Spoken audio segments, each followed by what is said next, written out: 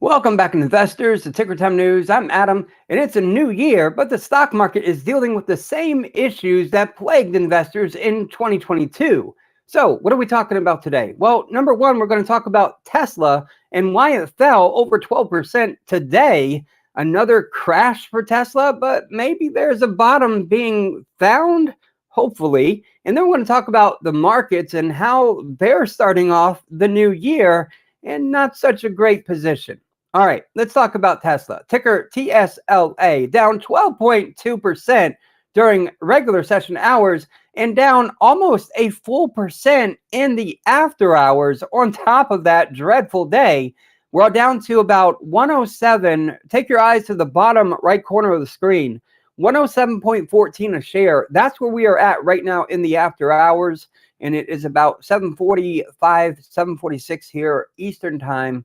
And that's not looking good for Tesla. However, Tesla is getting to the point of oversold and almost the extreme addition of that.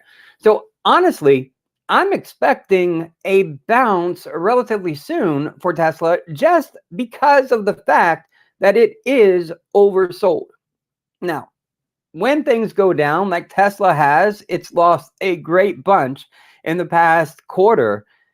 Typically, it's not a straight line down. You have little bumps and ridges on the way. Hence, being oversold, causing a bounce. So I am looking for that.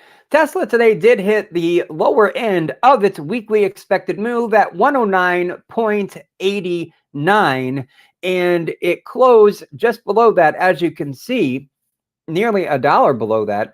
And its lowest point of the day today was 107.17, or I'm sorry, 104.64. I was looking at the wrong line.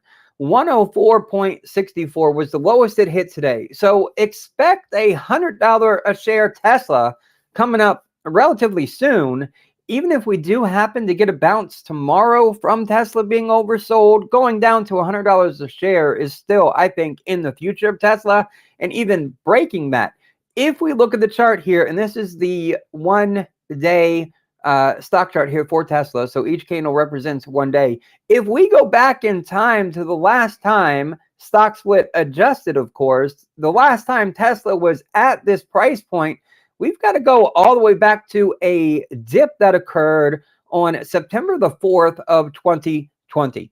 Oh yeah, excuse my voice. That head cold I had over the Christmas holiday moved to a chest cold over the New Year's holiday. Hopefully I can get rid of this junk here shortly. So I do apologize for that. Okay, going back to September of 2020, Tesla did get down this low, but it was a real quick drop and a bounce from that. And then Tesla went for sky high afterwards, right? To the moon. But below that, there was support around the $95 a share once Tesla breaks $100.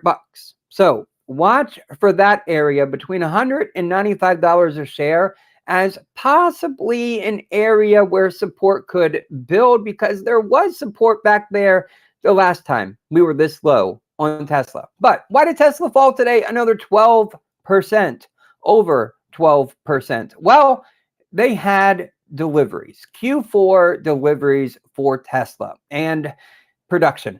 Those numbers came out and analysts didn't like them. Growth was substantial, though, with Tesla's total vehicle production jumping 44% year over year, while deliveries climbed 31% year over year, breaking 405,000 being delivered. However, Tesla's record deliveries still missed analyst expectations. And this wasn't the first time. This was the third time in a row that Tesla missed analyst expectations. It also doesn't help that analysts trimmed their estimates in the weeks leading up to Tesla's report. So that wasn't good either. Meanwhile, the gap between production and deliveries, they did grow wider quarter over quarter from Q3 to Q4, keeping demand concerns in the spotlight. However, the gap remains related to Tesla's transition towards a more even regional mix of vehicle builds to contend with the increasing difficulty of securing vehicle transportation at a reasonable cost. This was set in motion last quarter in Q3, resulting in an uptick in cars in transit at the end of Q3.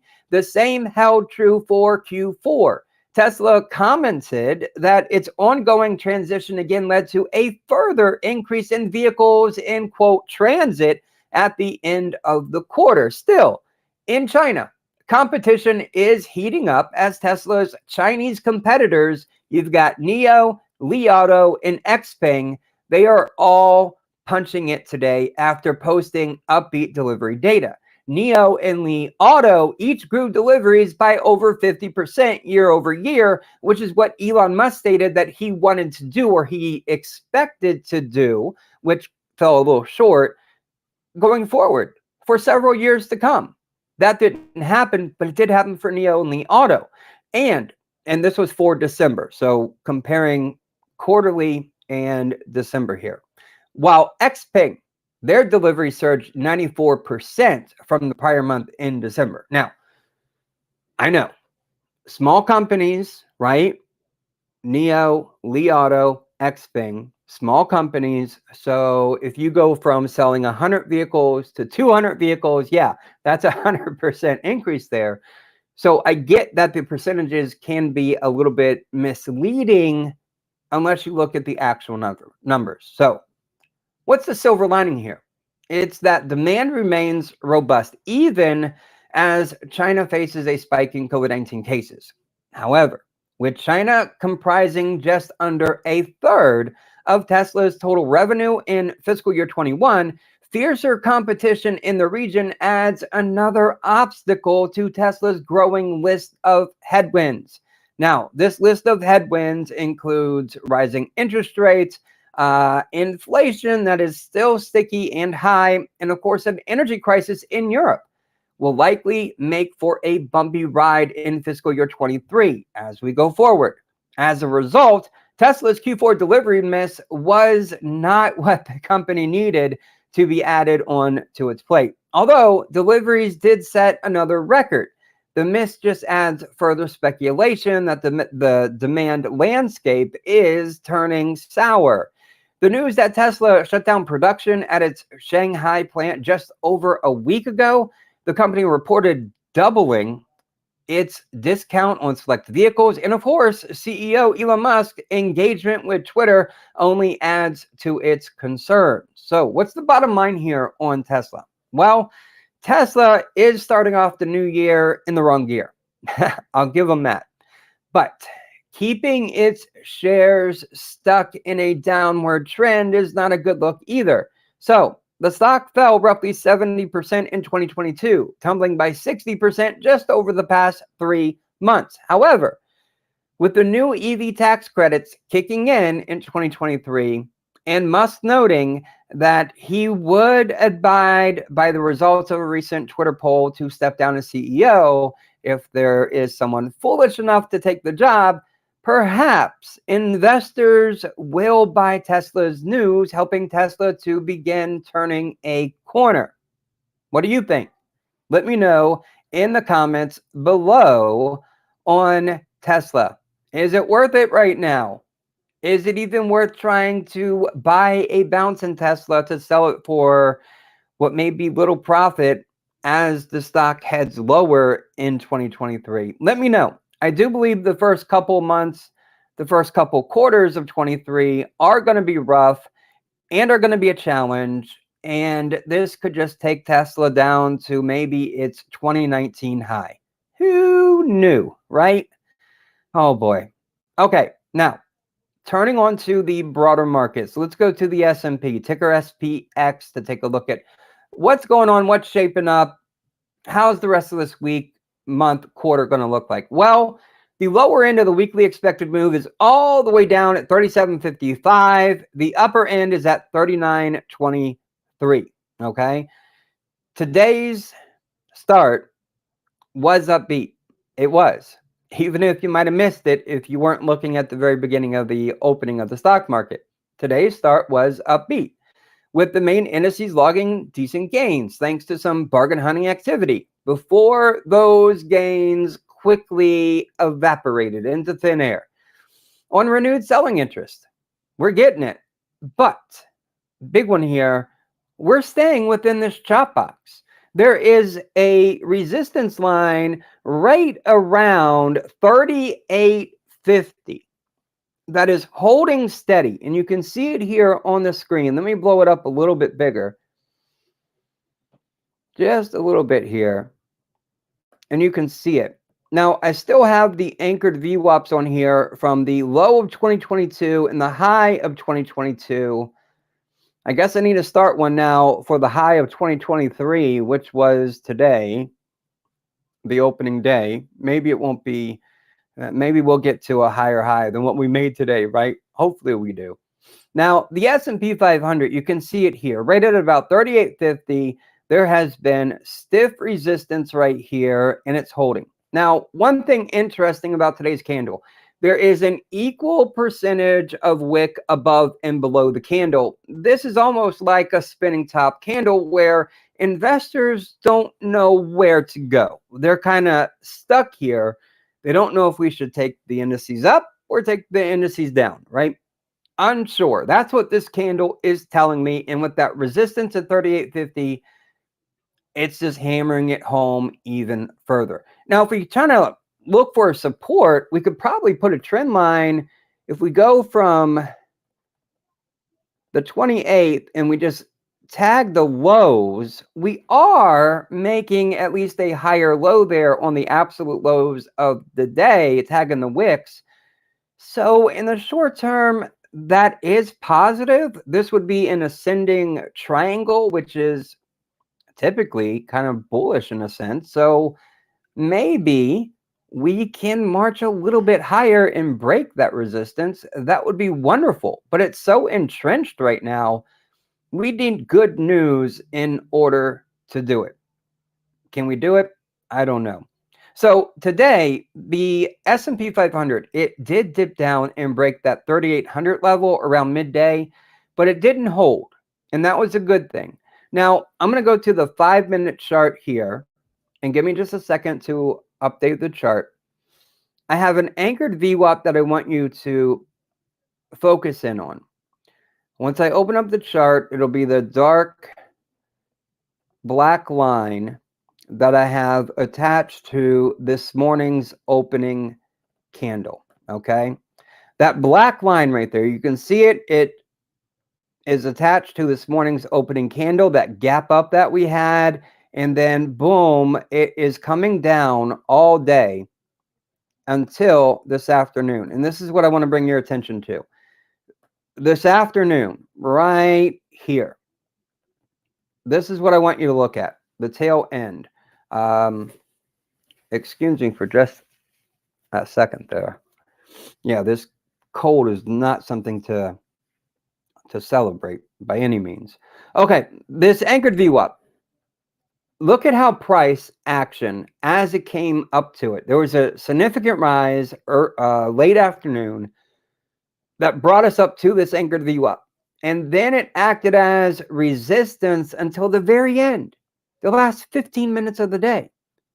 And during that last 15 minutes, it gapped up above it, came back down, found support there. And I actually, at this point, I entered a small long position. We've been talking about these anchored VWAPs for a while now, and they're great areas of support and resistance. This gap up and breakthrough here, 15 minutes before the close, was what I was waiting for and watching for, since it held as resistance for a good hour, just flirting around there. Anytime price broke above it, because there are wicks above it during that hour time frame there, they immediately came right back down. It was like selling into strength. Immediately they go up, they came right back down. But once it broke through this and it found support at that last closing 5 minutes, I did enter a small long position there. I'm holding it overnight. I didn't close out within the last couple of minutes. No, I did do this. So I want to be transparent and open and let you guys know that. Now, there's a new feature here on TradingView. There's this little sign down here at the bottom that's got this electric bolt in it. If you click on it, it brings up the headline news for that day for that specific ticker symbol. So here we have the top 3, and this is a big one, and we'll talk about this more here in just a moment. The top one says Wall Street starts the year with a dip. Apple, Tesla shares drag. Yes, Apple and Tesla. And let's throw another name in, NVIDIA. They held the markets back today, especially the Qs. I mean, the Qs were down over a percentage point today, but it ended up closing at 0.6%. We'll look at that in just a moment too. So then we have Wall Street ends red, starts 23 with a whimper. Yeah, cyclical sectors seen offering, quote, better value to equity investors heading into 2023, Oppenheimer says. So we'll see. Will this translate into anything that we can use? Will this translate into a bounce, a green day for tomorrow? I really think it depends on the data. This market has been so data driven in 2022 that I think it's the same problem that will happen throughout 2023, especially the first half. We've got earnings coming up, and I don't think they're going to be so joyful, if I can put it bluntly like that. I think there will be some sort of an earnings recession coming up, whether it happens with Q4 reporting in the first quarter of 23 or whether it's Q1 reporting in Q2 of 23. We'll see. All right, so there's the SPX and what it's doing. I sold my SPY calls that swung for a 50% profit at 385. Hey, that's a good job. Let's go ahead and pull up the SPY here. Ah, boy. Same scenario here as the SPX, except the SPY's a tad bit higher. It did break that resistance line here. And for the SPY, it's right about 383. So when it opened up this morning, it did jump that resistance line, which was nice. But of course, the sell-off throughout the day did surprise people. Now, if we look at some of the reasons why we sold off after we had the gap up this morning, we had manufacturing PMI readings for December out of Asia and Europe over the weekend. These reports just added fuel to the existing concerns about the Fed and other central banks raising a significant policy mistake, or risking a significant policy mistake by continuing to raise rates without a full appreciation for the lag effect of prior rate hikes. They hiked rates so far in 2022, so fast. It's mind-boggling. And that effect is yet to be felt fully. So a key recognition for stock market participants is that a weaker economic backdrop might just cause further downside revisions to earnings estimates, equating to a valuation concern for many of these big flyers. Literally, the same concerns we've been talking about for months now. Buyers were reluctant. Nevertheless, I lost my train of thought. I'm on a live stream and I lost my train of thought. Oh boy, it must be the cold. I'm feeling it. I really am. Okay, let's keep going. Let's just recap here and go to the Qs. Let's get out of here. Let's go to the Qs. I do think, look, we're down here close to a support area, even for the SPY here. 380 has been used over the past 2 weeks as an area to bounce from. If we go a little bit lower, 379 has been a place that we've bounced from 3 different times over the past week and a half So I'm looking right there, 379, 380. Could we get a bounce out of that tomorrow? Again, I really think it all depends on the weekend. I mean, the weekend. Can't you tell my mind is just kind of like out there today? Depending on the data drops that come out, and we've got some major ones coming up this week and next week. So do be careful with data this week and next week. Oh boy. All right, let me go over here to the Qs real quick. Again, for the SPY, that 379, 380, I like that area for a potential bounce from it. But, you know, we're at so close to that resistance area. Now, looking here at the Qs is slightly different, right? The Qs don't really have that same resistance that the S&P 500 for the SPX or the SPY. It's just kind of been bouncing around, no real strong connections. But if we look, we've got this anchored VWAP from Friday, December 16th, and we've got another anchored VWAP from Thursday, December 22nd, and it almost pinches today's candle. It's a little off on the bottom. It did close below it, but it almost pinches it, especially at the top there, pretty neatly. All right, let me put a trend line here on the Qs. The lower end for the Qs on the weekly expected move is 258. 258. So, I mean, we could get down there rather simply. Looking at today's wick, though, it's not like the spinning top from the SPY, which is a neutral candle. This one's got more wick on the bottom, so really it's not meaning that much, quite frankly. But I do like this trend line moving higher. We could adjust it a little bit if we wanted to go to the absolute lows of the wicks, but still it is a higher low, and I like that. That's constructive. Now, in the short term, I could see a pop short term. We're not quite oversold, but we're down there at a 36 on the QQQ. And 30 and below, again, that's oversold. So we're getting down there again. But if we go back to the December 28 low, what was that? 265? No, 259. 259 for that low. I mean, we were at a 30 on the RSI. So right now, we've got a, even though, look at this. Look at this. It's hard to see. It's small. I get it. But down here on the PMO, which is the price momentum oscillator, all the way at the bottom, the blue and orange line, that blue line has flattened out right there.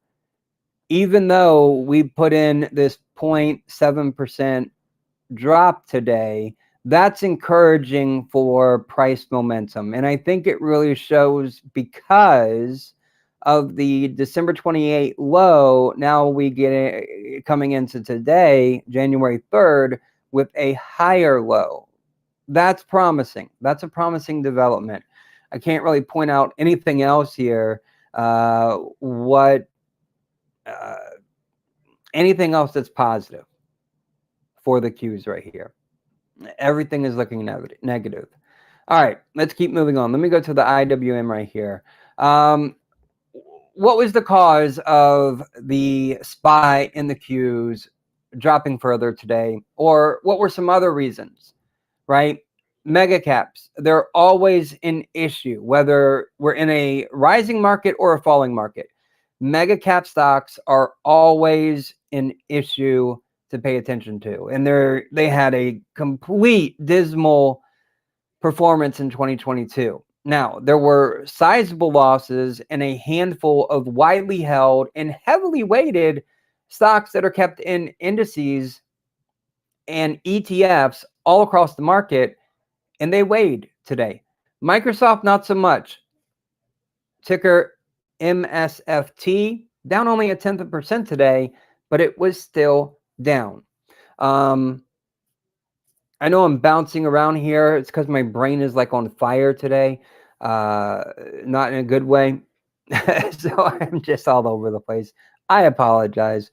IWM, I pull it up here for a reason. Then I'll get back to Microsoft real quick. Okay, look, it's got the same higher low being made here. In the short term, that's not a bad sign, okay? And it's the only positive that I can really attribute to the IWM, which is just small caps or Russell 2000. But look right here. There is a pretty stiff resistance right here. My line's just a little bit off. But that is right around 175. That's an area of resistance. So if we bounce tomorrow because of this support line making a higher low, like the SPY, the Qs, and now the IWM right here, we're seeing basically the same thing, okay? The Qs are the only one that are missing a strong resistance line just like this. The SPY has it. The SPX has it. The IWM has it. And they both have this higher low. So we've got this rising triangle pattern right here, which is typically bullish. It means price is getting stopped out at a certain point, but buyers are coming in enough to keep making higher lows. So in the short term, that is a positive sign. But again, it's the only positive sign that I can attribute to any of these charts that we're looking at for the SPY, the Qs, or the IWM. Okay, let's go to Microsoft. MSFT.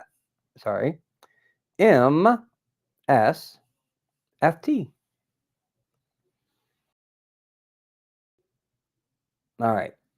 Microsoft, only 1/10%, same thing. These big mega cap stocks are always going to be a leader. We've got this higher low, and while we don't have a real steady resistance line, maybe I could put it about here, which splits today's candle in half, right about 240, 241 as a high there. Again, these series of higher lows are a positive sign. I get that there's that resistance line overhead, but I mean, it was broken this morning for Microsoft, and then it fell. Okay, another one, NVIDIA, NVDA. NVIDIA was also down 2.1% today. It led the semis down lower. And I mean, if we look, I mean, we only have 2 contact points there, but we do have higher lows, but it's just 2 contact points. And then we can kind of come across like this just about for resistance right now. And again, you're seeing these rising triangles all over the place right now. And let's just go over here real quick. Stock charts. Let me clean it. Okay. Get our highlighter. The ascending triangle right here, right? It has the flat top resistance and price making a higher high. I'm sorry, a higher low. My apologies. A higher low there. Now, you can get a breakout from that. You can get a breakdown from that. But what I'm seeing in context here is that we came from a high point down to a low point, right? And this is typically seen coming from a low point to a high point and then making the triangle. But we came from a high point to a low point, and now we're flat across the top and making the angled higher lows. So I'm seeing this as particularly bullish.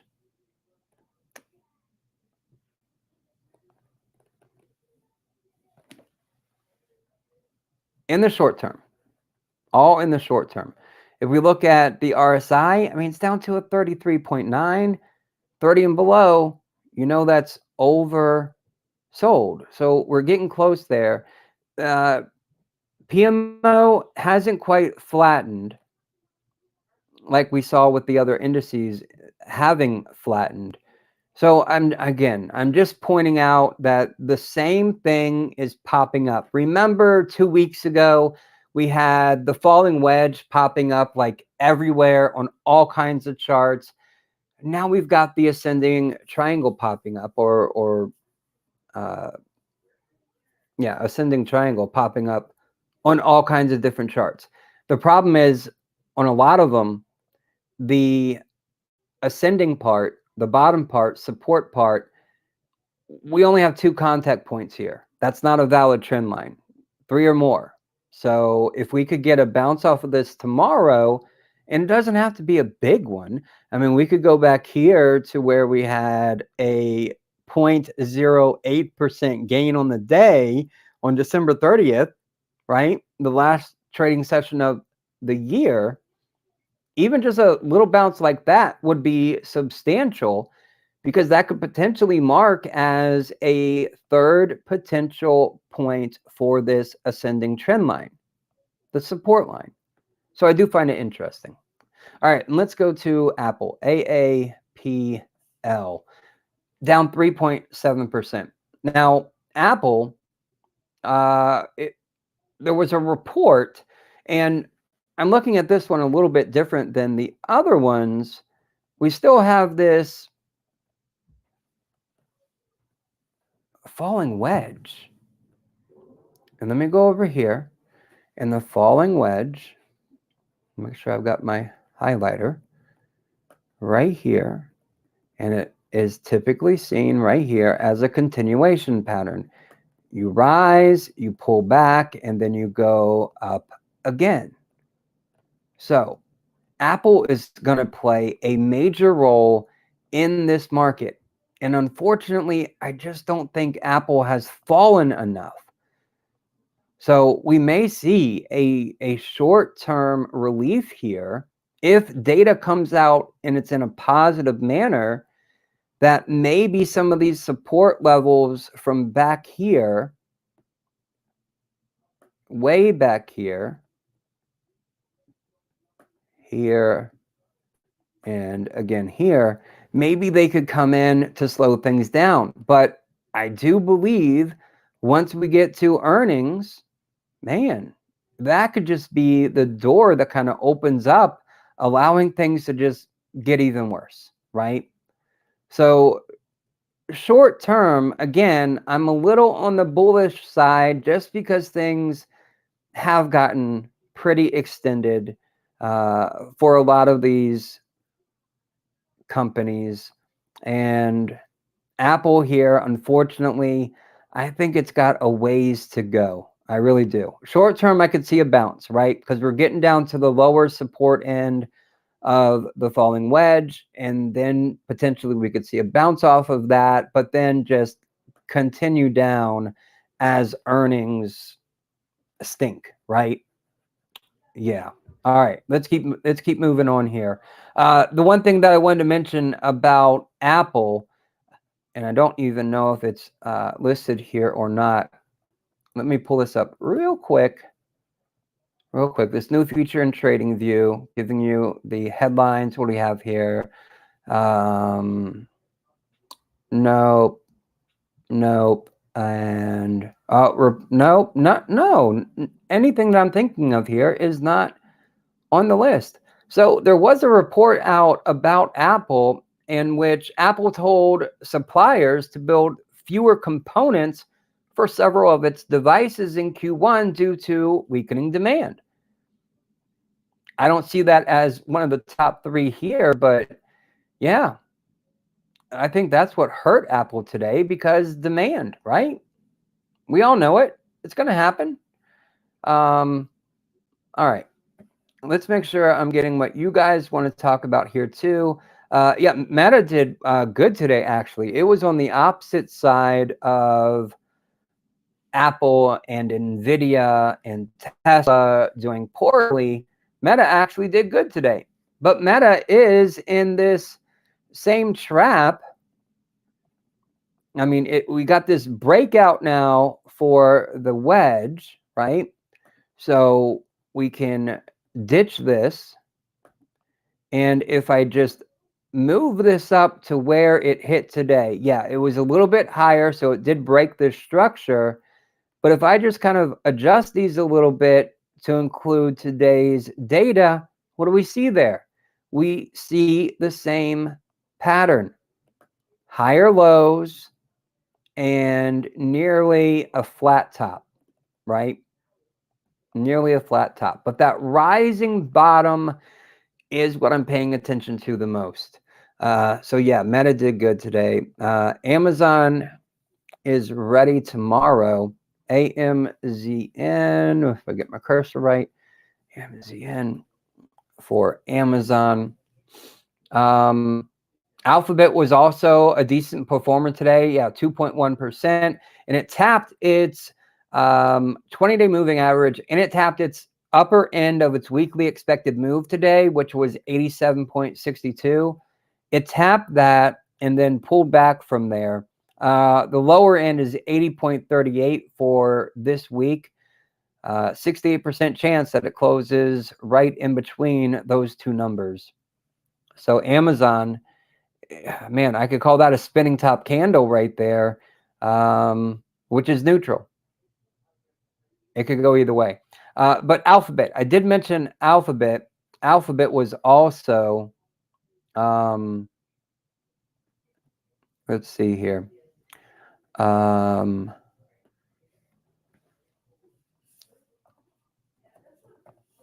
Let me get this, and then I'll answer, get to that comment there. Alphabet real quick. GOOGL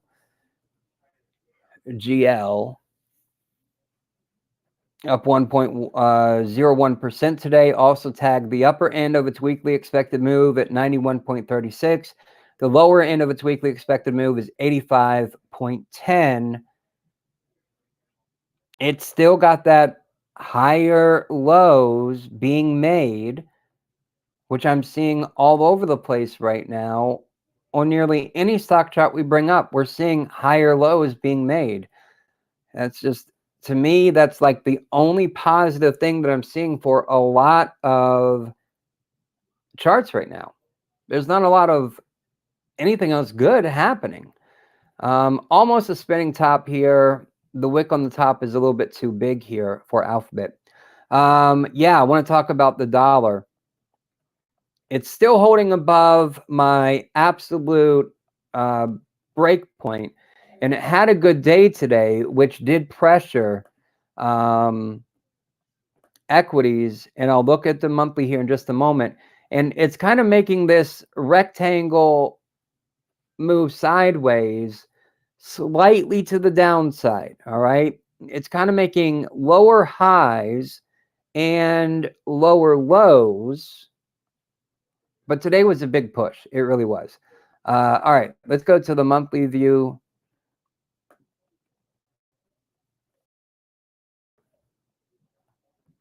And give me one quick second to adjust it. There we go.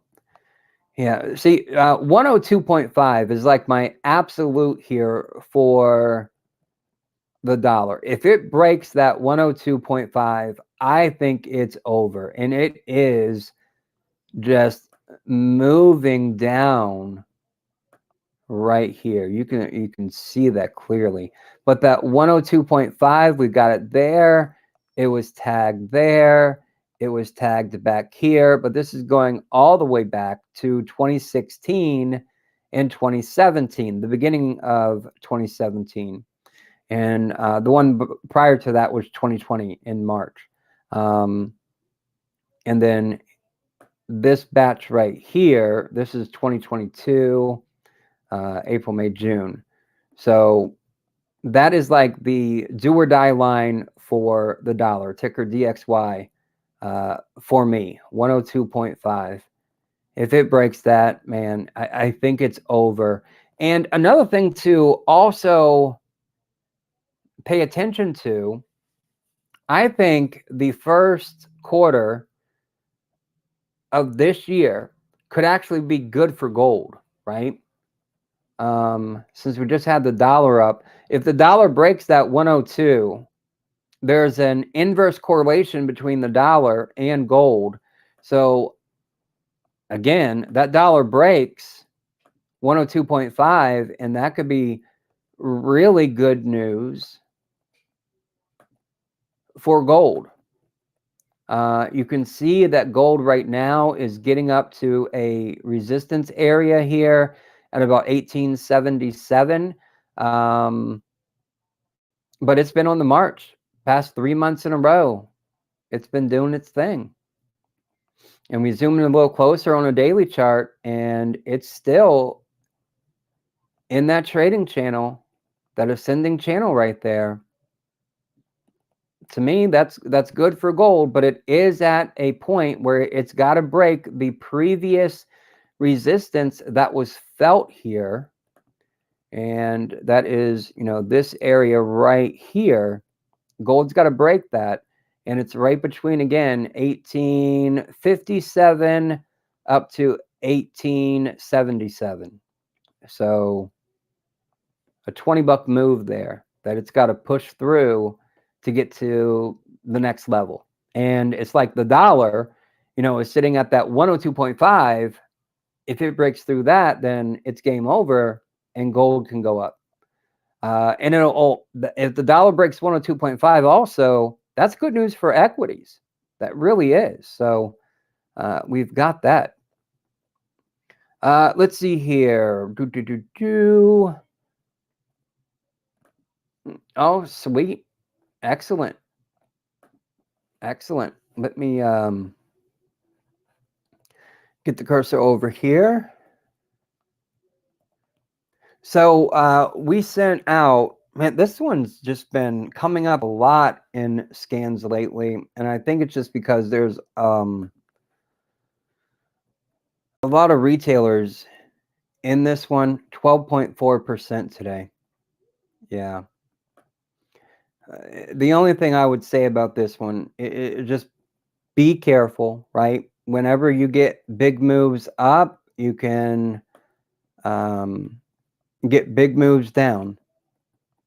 So do be careful with it. Yeah, that support still there, been on the march past 3 sessions. What do we have here? 24% gain, 8% gain, and 12% gain. So all nice.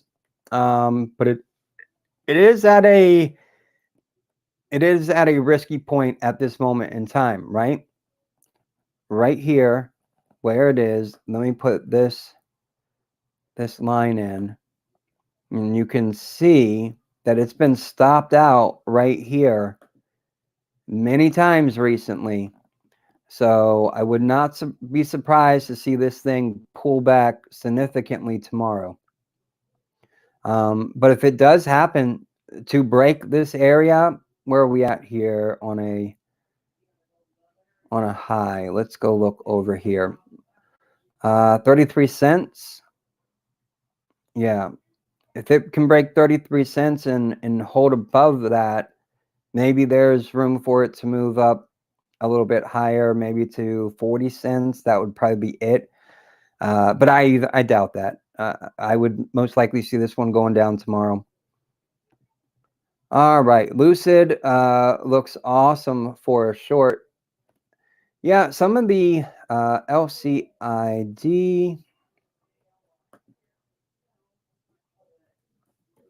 Yeah, a lot of even though Tesla was down today, there were some EVs that did move in the other direction. Lucid, not one of them.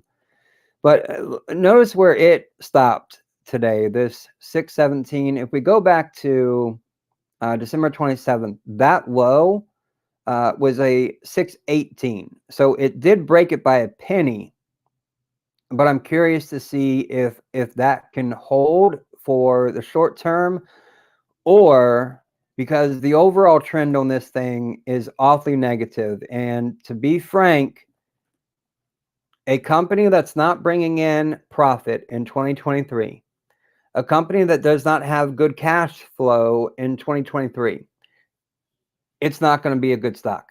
It is not going to be a good stock in 2023. 2023 is going to be all about your cash flow, your profit, and a profitless company startups, they're just not going to see it in the first half. Maybe things will change in the economy when we get to the back half up to this year, but man, right now it's up for grabs. I say it's kind of neutral for the back half, negative for the first half. And this overall trend, it's going to continue. I just don't see it going any other way. Being at this particular point, down nearly 10% today. RSI is at a 26. We, of course, first day of the year, everyone back in the office. Volume did spike, but that's just because holiday trade, volume going down. First trading day of the year, volume spikes. Typical, very typical to see. Let's see here. We got next up NLTX.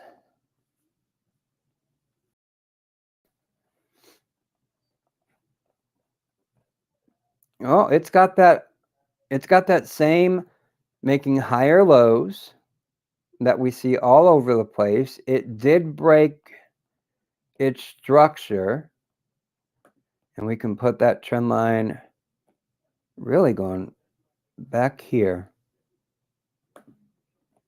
This is the line it's got to break at about 50 cents.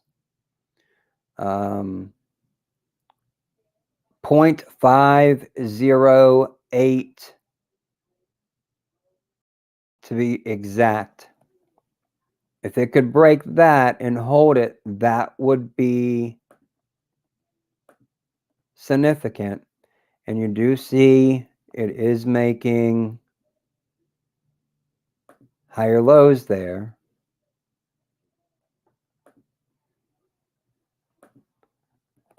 So that one's interesting. But again, it's at that point of resistance where it's been put down before. Yeah, we'll see how that one plays out. It is getting to a point here where it's going to have to do something, either break out or just completely fall apart. Bitcoin is at its bottom trend line too. I haven't really been paying that close of attention to Bitcoin because it's been holding steady, right? I think Bitcoin 15,500 up to 20,000, I think is a good zone for Bitcoin to build on. And I mean, look at this. I mean, it's just for the past couple of months, it's really just been going sideways. There's been a couple of bigger moves, but for the most part, let's put it on the peak there and down to the bottom. I mean, to me, this is stable, right? All the negativity that's occurred in Bitcoin in 2022, especially the back half of 22, all that negativity, and Bitcoin has been holding stable, right? That to me is positive. It really is. So I like to see that. I do. I like seeing that in Bitcoin. Whether it shoots up or goes down some more, as long as it holds, for me, 15,005, to me, it's worth it. It is definitely worth it.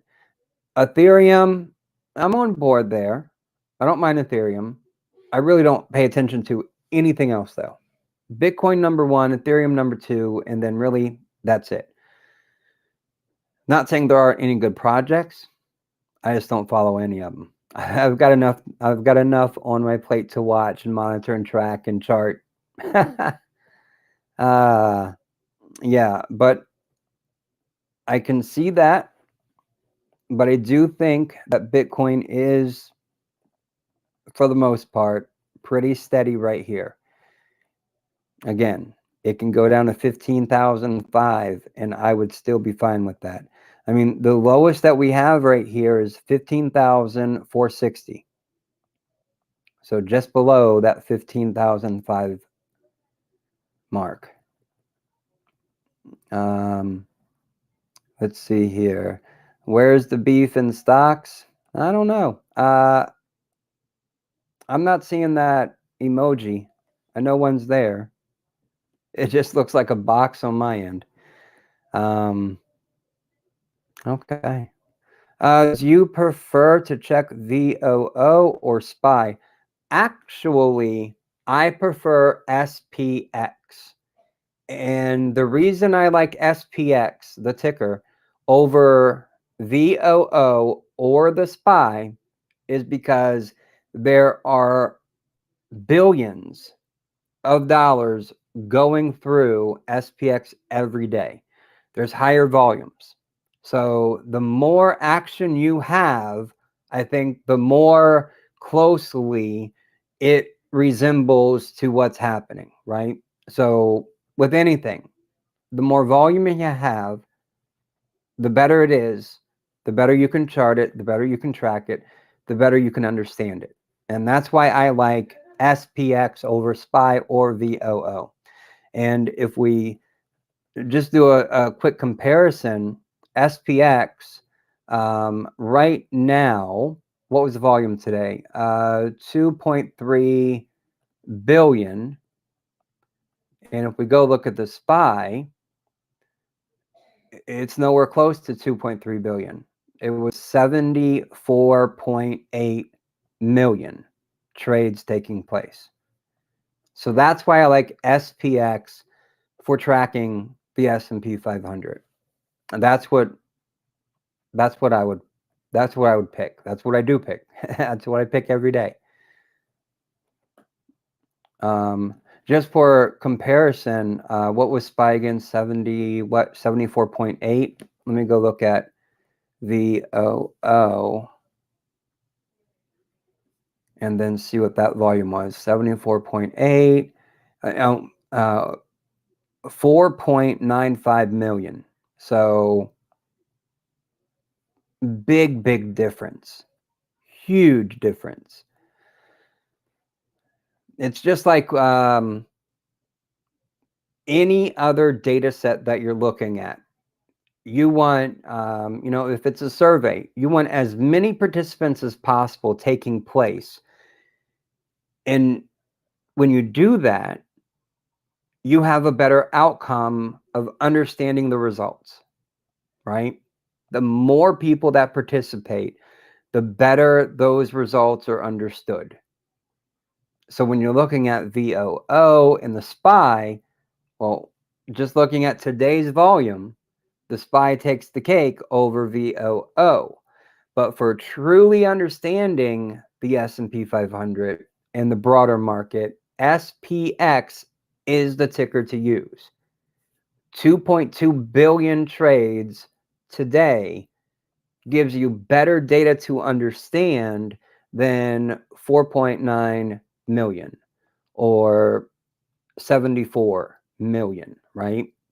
So I hope I'm making that clear and understandable for why I choose the SPX over the SPY or VOO.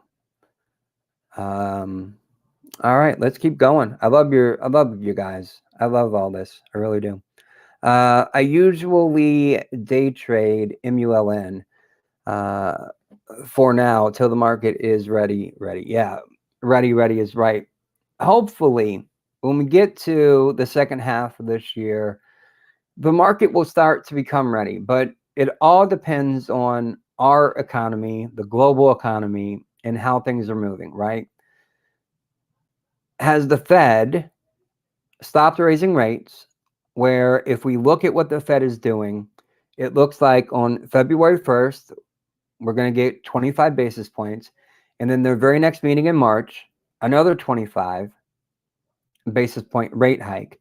And then it's going to hold. And it'll hold all the way through maybe till September, October, or maybe all the way through 2023. Who knows for now? But when that actual pivot happens where rate hikes go down, that's not necessarily good for the market though, right? That can cause the market to drop. And we can look at many different charts to see that if we just compare rate hikes or pivots, when they start lowering rates, a lot of times the rates start going down as we enter a recession, and the market goes down with it. Historically, I know the past couple of times that pivots have happened, it hasn't been necessarily bad for the market, but historically, Fed pivots are a negative for equities and stocks, and they go down. And then once the Fed has started lowering rates, then the economy starts to improve, then stocks start going back up. But looking at our cycle, where do we have it at? Would it be this one? Is this it? Yeah, this is it. Right now, we are exiting stage 6 of the cycle, and we're starting to enter in stage 1 of the cycle. And when we make that transition, the economy is still going down, stocks, commodities still go down, but bonds go up in that scenario. And then once we reach the absolute bottom of the market and we start to get a positive data point here, a positive data point there, then stocks start to turn around and start moving higher. And we just haven't gotten to that stage yet, which is stage 2 of the cycle.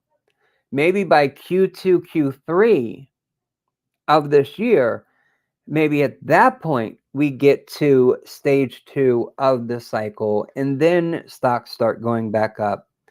But until then, it's negative. Stocks go down. We are still in that position right now. Let's see here. You read the charts very well, considering you're using regular candles too. Thank you. I appreciate that. I do use heat maps. I haven't incorporated that to the live stream yet, but I do use heat maps for level 2 data, which also helps to understand specific levels.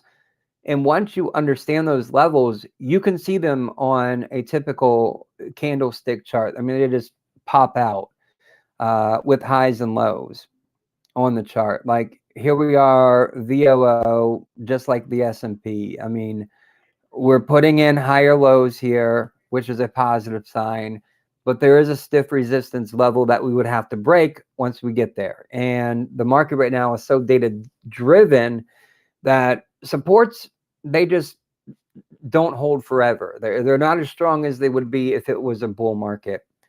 So I appreciate that. Since BTT follows Bitcoin, investing only $50 will give you or $250,000 at the Bitcoin high return. The win outweighs the loss. I do think Bitcoin is a good future investment. I do. I'm not as so sure or confident about anything else in the crypto space.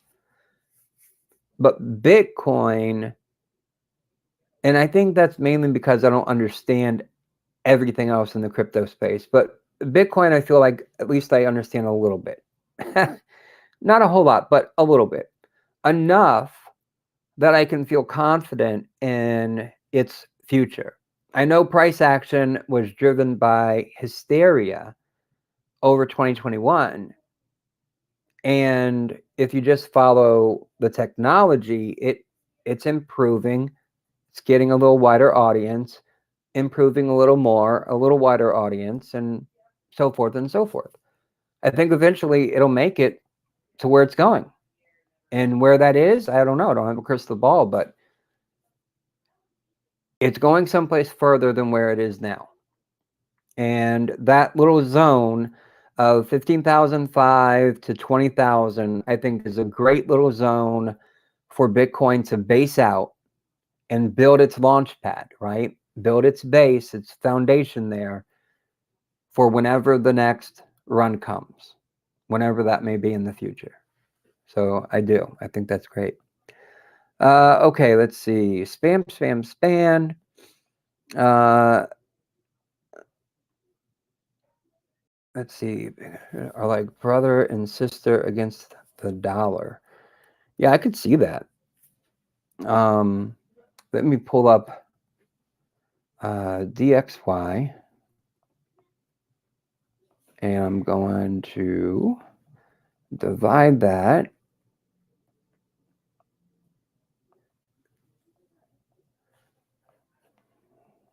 against Bitcoin.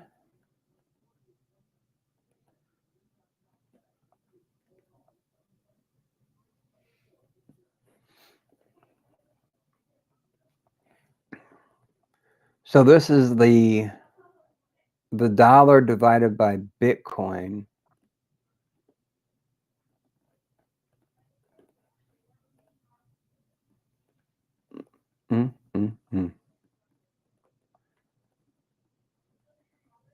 So, I mean, it's getting pretty darn close to equilibrium. If the dollar just, if it loses that support where the dollar is at right now, and the dollar breaks that 102.5, that would be positive for Bitcoin. I mean, as the dollar's been going up, it's been outperforming Bitcoin throughout 2022. And if that breaks, man, that's very interesting. Okay, cool. If there's anything else that you guys have questions on, plug them in.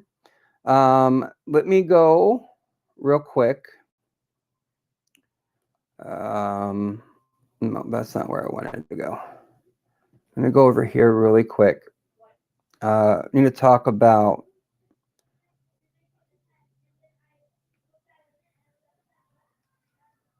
let's see.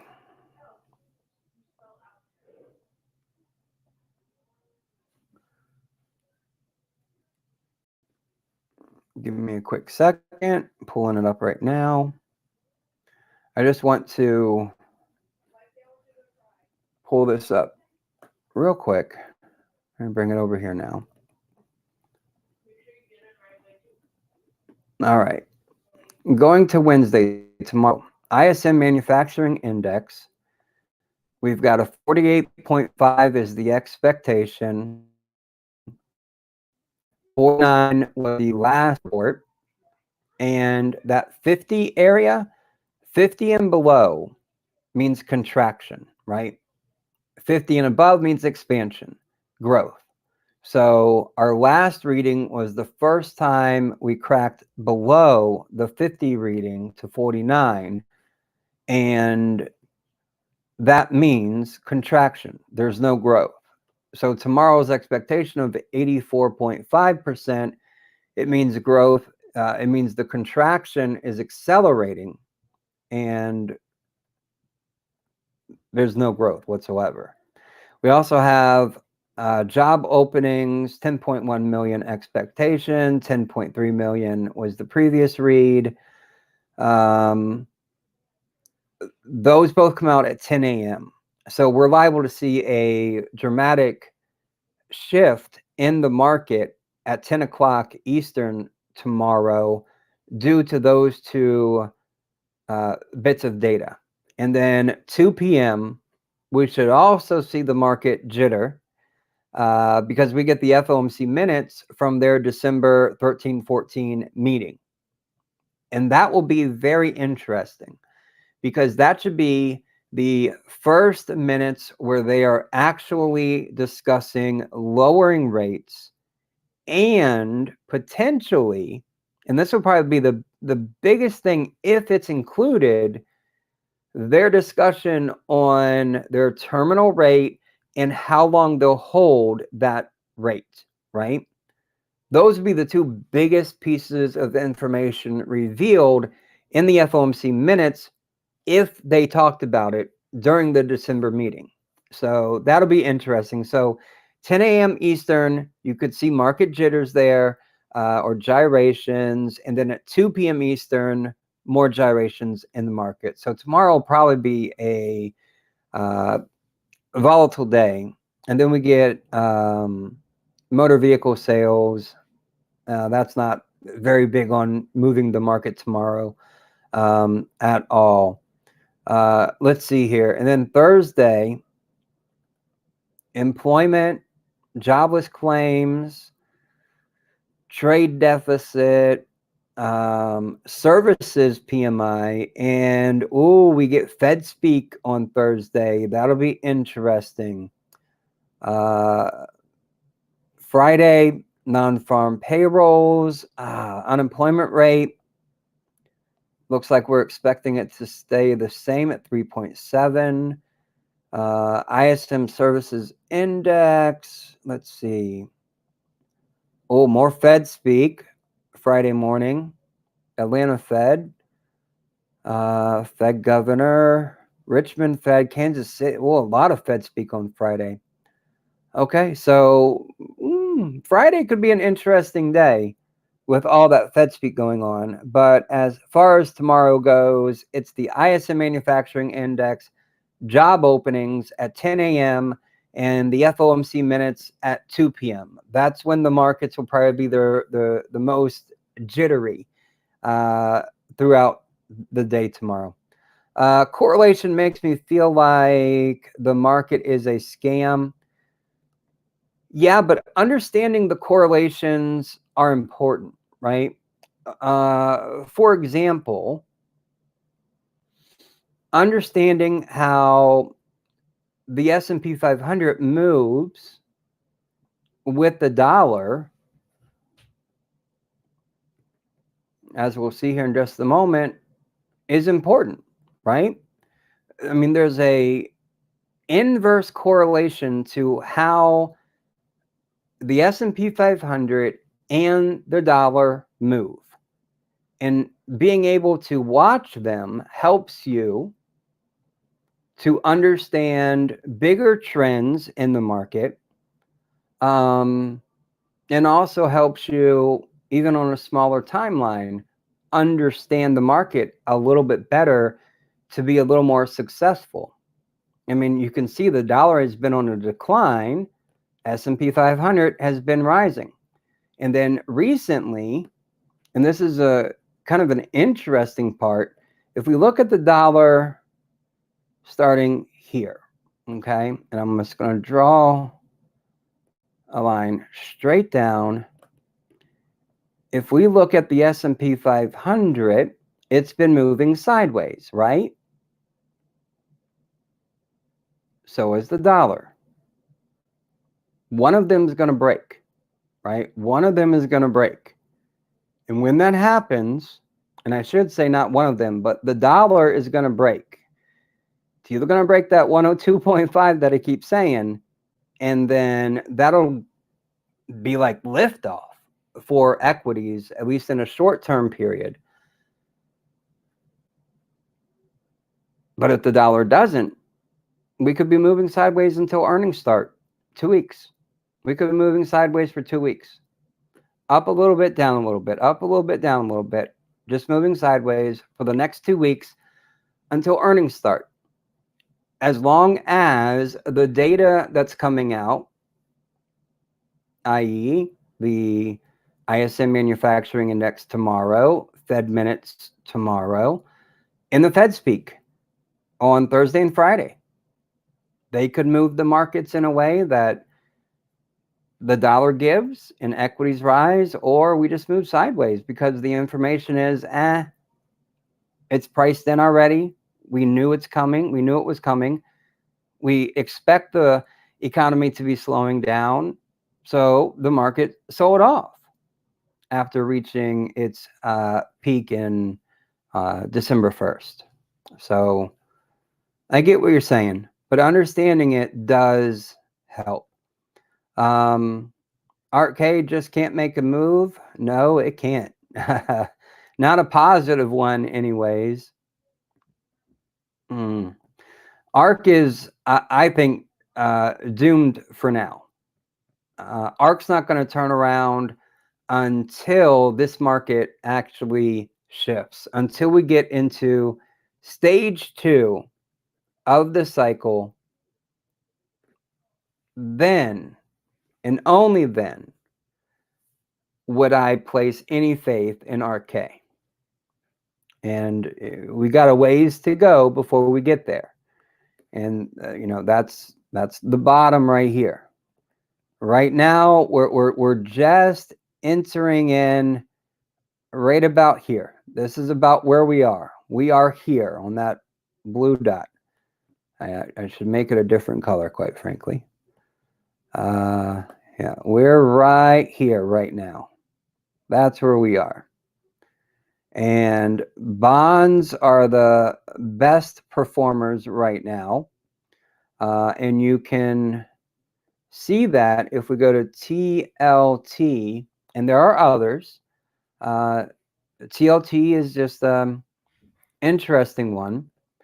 And once, oh, sorry, I left this chart awfully dirty from the last time being here.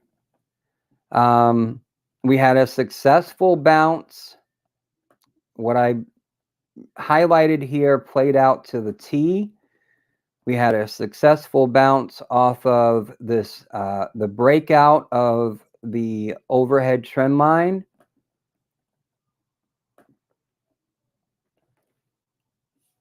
Which is really good.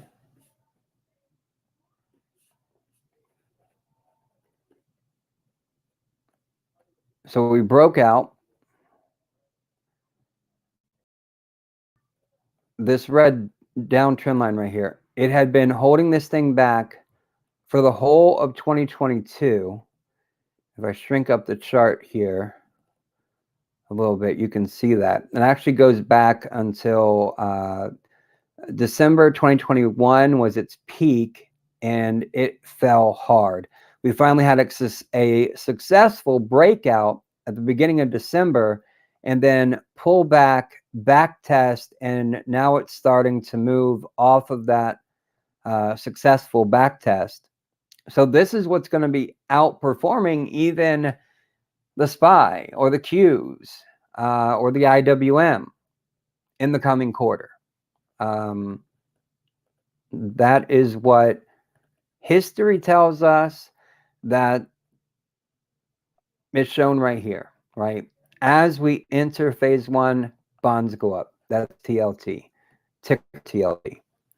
Let's see here. What else do we have? News literally every day. Yep, some news more important than others, but we do get news every day. And this market is so jittery, and that's why headlines in the news move the market, move certain sectors or stocks like Apple today in such violent ways. You know, Apple moving 3, 4, 5% in a day is pretty significant for such a big market cap company. So when that happens right now and investors are so jittery, you don't see this in the bull market, right? Headlines sometimes, you know, it's like it doesn't phase the market when we're in a bull market, right? But 2022 was all about being scared of what's to come. And that left investors, market participants, jittery and not knowing what to do. Nobody wants to lose out. Nobody wants to lose. Nobody wants their capital to shrink. They want it to grow. And in a bear market, it just happens. People lose. It's unfortunate. I wish it didn't happen, but it does. And I can't control that. But that's one reason why headlines right now are driving the market. The currencies are in charge of stocks, correct? Yes. Yes. The currency is the big dog in the room. And it controls, for example, when the dollar was hitting record highs, what did we hear from big companies like multinational companies? We heard how the dollar was hurting their earnings because of the exchange rate. When you have a real strong dollar, earnings for multinational companies go down because of the exchange rate. A strong dollar is horrible for multinational companies. So that's why it is the currency that drives the stock market, not the other way around. So you are correct on that. Appreciate it. I've been talking so much, I don't even know what you're agreeing with there. Everything is sideways because SPY monthly is in a doji point. My apologies.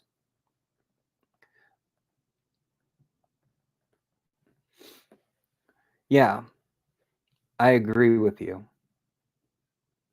Right now, the market doesn't know what to do with itself. So it's just moving sideways at the moment. A lot of market participants are also wondering, have we priced in enough being down here, at the where we closed at 380? If this is enough, will the economic slowdown, the lowering of earnings, is this enough? Or do valuations have to come down more to match where companies actually are? I think that's a big question right now, as like a big frame question that market participants are asking. Have we priced in enough? Are valuations where they should be to match earnings? Or are we not there yet? And I think the answer is we're not there yet. I do believe the next 2 earnings cycles will pull the market down more. I do believe also we're going to go down and retest the low of 2022. And I'll put one little asterisk in that, one little caveat. If the economy does slow down as much as I anticipate, then we'll retest the lows of 22. If the economy doesn't slow down that much, then maybe we come down on the SPY here. Maybe we come down to the 360 level, right? Knock another 20 bucks off of it. That was another area where we moved sideways and just chopped around. Elon sold SpaceX shares, did he? Worth 137 billion. Wow. That's interesting. I haven't seen that, but that would be very interesting. Wow. I'm thinking we hit 370 before a rally over the next week or two to balance leaps, then waterfall. All right, 370. Another $10. Let's see. Well, 370 is right. Let me put a trend line there. It's just under. There's a particular look. If I run this out right at that 3, this is 370.78. We have a candle here that catches that. Support there, right? Resistance first, right there. And then we could actually go back a little further. Right here, 370 support, 370 support, 370 support. So I do see the potential for 370 being a support area. Absolutely. Absolutely. And the options market isn't far off from thinking we could get there, because the low end of the weekly expected move is 373 for this week. And if we fall, not that low, but if we do, get down to 375 or so by the end of the week, the next week, the options market would likely price in a little bit lower move on the lower end, and we'd get there to that 370 very easily. We could get there. I can definitely see that. There's a lot of overhang resistance you know, like at 385, just like there is good support at 370. So I can definitely see you there. Absolutely. Junkmaster just might be right. I think he could. There's definitely support there. Awesome. Awesome. Awesome. All right. Well, I have reached the end of my notes for today. If there's any other questions to have, plug them in. I'll give you a minute or so to do so before I wrap up the stream. If you could just do me a favor, click that like button, share the video with a friend. Those two things greatly help out. And if you like the perspective, consider clicking the first link in the description and join our Patreon group and our private investor community on Discord. We'd love to have you for sure. So tomorrow, it is interesting. I greatly appreciate that. This is for you. I can't say it any other way. Yep, I've got my notes to go over to kind of have some kind of structure. But this live stream is for you and your questions. It's the whole premise of us doing this live stream is to answer your questions. And I greatly appreciate and I love the engagement from you guys. And I love the questions. You guys are really smart, really smart. Can I post a link real quick? Yeah, absolutely. Absolutely. You can post a link, no problem. I don't know if I can, I don't know if I can get to the link with the live stream software that I use or not. I think a little while ago, I believe someone tried to post a link and I'm not sure if it worked or not.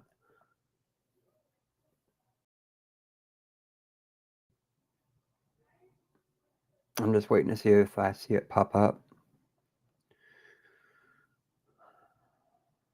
All right, so just a quick recap.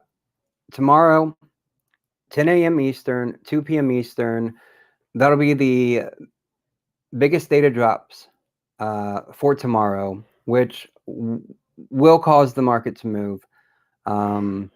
I could see this market heading down lower towards the lower end of the weekly expected move, and on the SPY, that's 373. I could also, if the data isn't too negative, I could see a bounce too, because we're just in this chop box right now. Today we were down.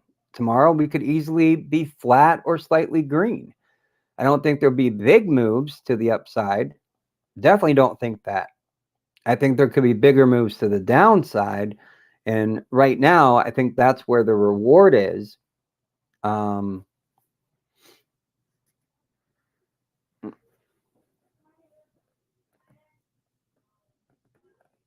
right. I don't see the link right now, but I'll try to, after the live stream, I'll go back into the live, to the comments and see if I can get the link there. I should be able to get the link there. But I don't see the link on this software, unfortunately. Oh, there, I see it now. TradingView. Oh, perfect. Perfect, perfect, perfect. Let's see.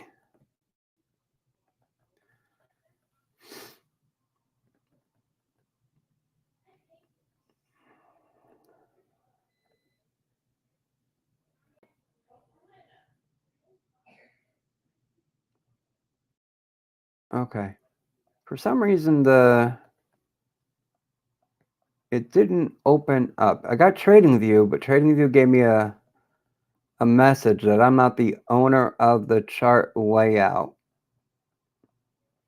If you want to see someone else's chart layout, then please ask the owner to enable chart layout sharing or to publish it by clicking the publish idea button. So that's what I'm getting from TradingView about the link you just sent. And so obviously the blue button top right, that's where you can publish the idea, make it public. I don't know where here it is, right here. So there's a little arrow right there pointing up, and this is the sharing button right here that you would have to turn on, and then you can share the link right there. I believe that is what TradingView is saying. No worries. No worries at all. No worries. All right, then I will wrap this up until tomorrow. I'll be back tomorrow after the market is closed, 7:30, 7:45-ish, to talk about what happened, why it happened, and what to expect going forward. And of course, to answer your questions, because that's what we're here for, your company. All right. Well, I'll say goodnight for now until tomorrow. Good luck with your trading tomorrow. And join me back here tomorrow evening. I am glad to have you. I appreciate each and every one of you. Thank you for joining me tonight. Let's go 2023. Hold on. Let me put this up there. Gonna be the best. That is the way to think, my friend. Absolutely. All right. Well, I will see you guys later. Have a good evening and a good day tomorrow. And I'll see you tomorrow after the market is closed. Talk about what happened, why it happened, and what to expect going forward. And most importantly, answer your questions.